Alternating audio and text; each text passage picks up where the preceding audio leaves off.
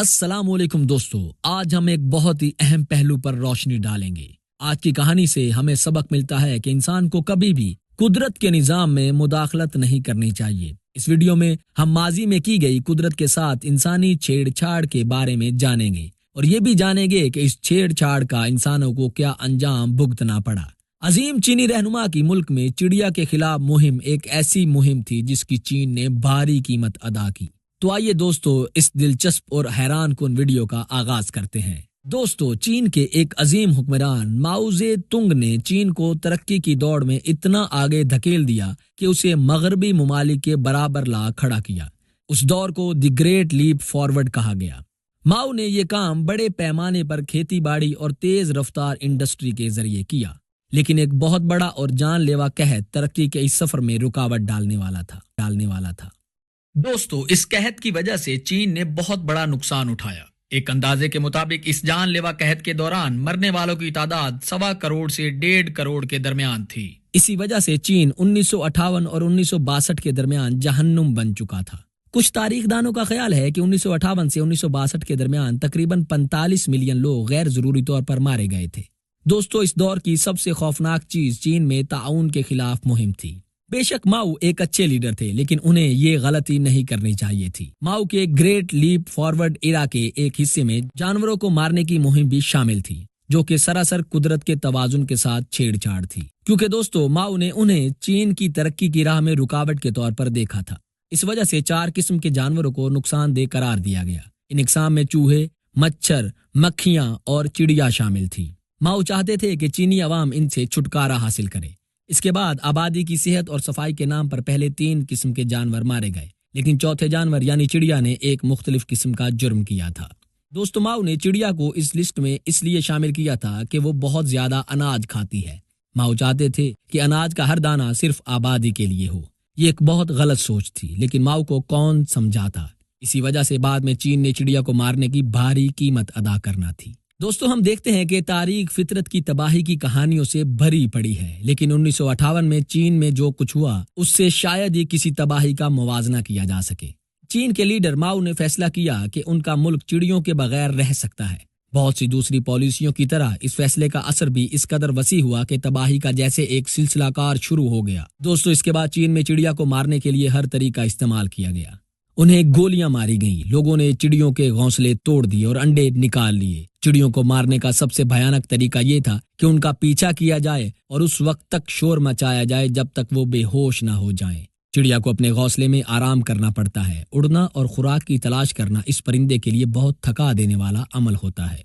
दोस्तों, तारीख गवाह है कि उस वक्त चीन में चिड़िया को इतनी बड़ी तादाद में मारा गया कि सुनने में आया है कि लोग मुर्दा परिंदों को बेलचों से उठाकर फेंक देते थे। 2 साल के अंदर चिड़ियों की ये नस्ल, जो चीन में सबसे ज्यादा पाई जाती थी, नापैदगी के दहाने पर पहुंच गई।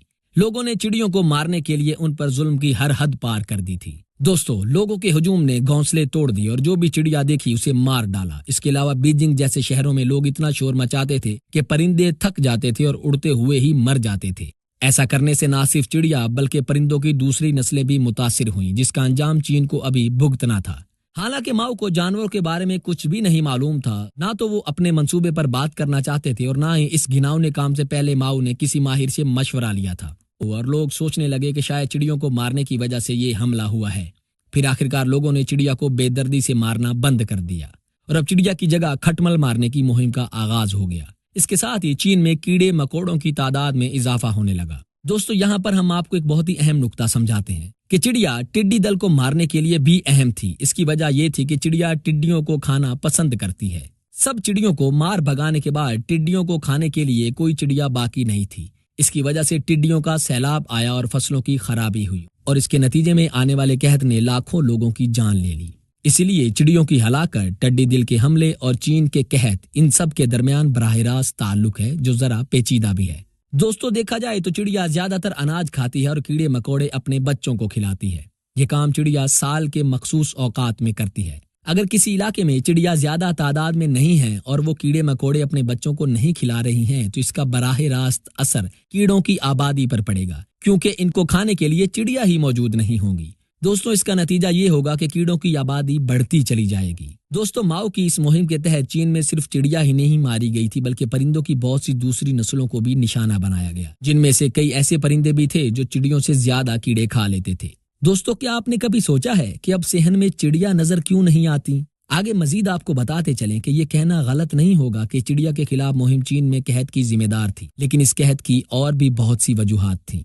दोस्तों कहत की बुनियादी वजह चीन में 1960 की खुश्क साली थी। चीन का अपनी ज़रई पैदावार के तरीकों को बदलना भी एक गलत कदम था, जिसकी वजह से फसलें तबाह हो गई थीं। इसके अलावा हुकूमत ने सनतों को प्रमोट करने के लिए स्टील की पैदावार में इजाफा कर दिया, जिसकी वजह से बहुत से लोगों ने अपने गाँव को छोड़कर फैक्ट्रियों में जाकर काम करना शुरू कर दिया था।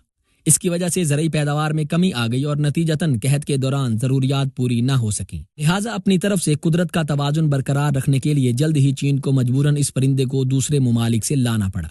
लेकिन दोस्तों आज हम दोबारा दुनिया भर में लोगों को ऐसे फैसले करते हुए देखते हैं जो साइंस और फितरत के खिलाफ हैं, और हकीकत यह है कि हम खुश्क साली और गर्मी की लहरें आज इसीलिए बार बार देख रहे हैं। दुनिया में ऐसे बहुत से मामलात हैं जिनमें कुदरती तवाजुन बिगड़ चुका है। दोस्तों इसलिए कहा जाता है कि इंसान को कुदरत से नहीं खेलना चाहिए। तारीख में ये पहला मौका नहीं था जब परिंदों को निशाना बनाया गया हो। अमेरिका में भी चिड़िया के खिलाफ जंग की गई थी, लेकिन ये चीन की तरह नहीं थी।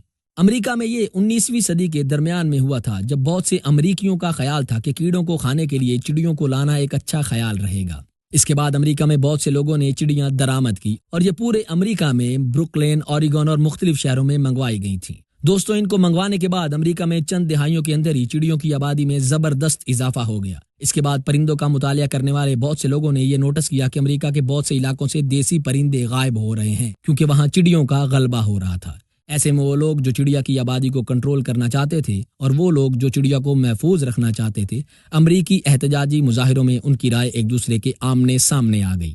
लेकिन इस तसादुम का असर इस तरह नहीं हुआ जैसा कि चीन में हुआ था। दोस्तों असल में बात यह है कि अमेरिका और यूरोप जैसे ममालिक में कोई भी एक फरीक दूसरे पर अपनी दलील को थोप नहीं सकता, लेकिन अमेरिका में मुजाहिरीन के इख्तलाफात के बावजूद चिड़िया यकीनी तौर पर जीत गई। आज भी अमेरिका में चिड़ियों की आबादी पाई जाती है और अमेरिकी अवाम चिड़िया चहकना सुन पा रहे हैं। इसके साथ ही दोस्तों आज की हमारी वीडियो एक सबक के साथ अपने इख्तिताम को पहुंचती है। तो दोस्तों अगली दफा तक के लिए अल्लाह हाफिज।